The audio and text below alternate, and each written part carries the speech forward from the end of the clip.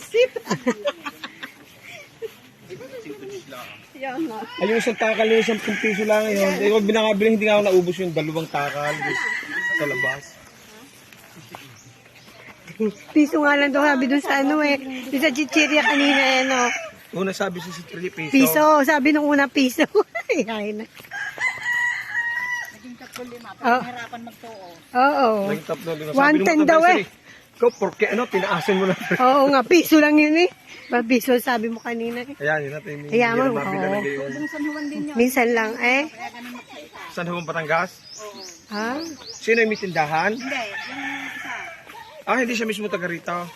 Ah, dapat pala merong ano, yung Ito gano'n. nakapag-asawa. Ang lahi nila nasa San Juan. Ah, Batangas din.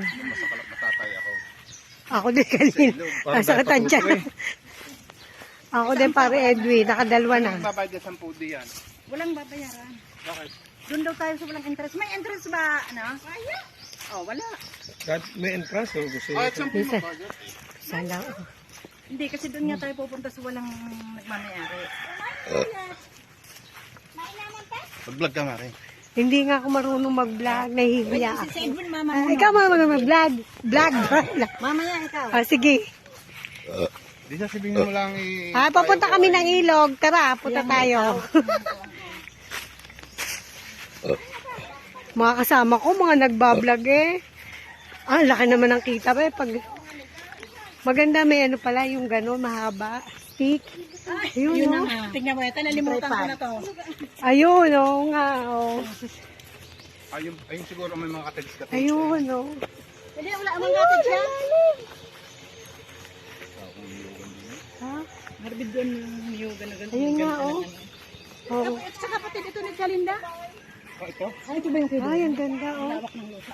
Diyos ko po. Kaya naman pala. Oy, ang lawak ng lupa niya. Gustong-gusto ang sisinta noon. Nagpapag-asawa. Kaya ipakatanda. Ito ngayon, malapit nang yung matay. Ito yung asawahan. Ayun, sila.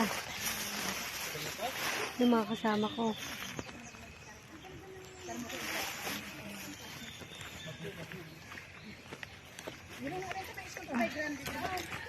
Tuhod.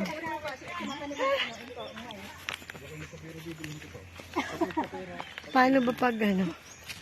Tatayo ng katid, open katid.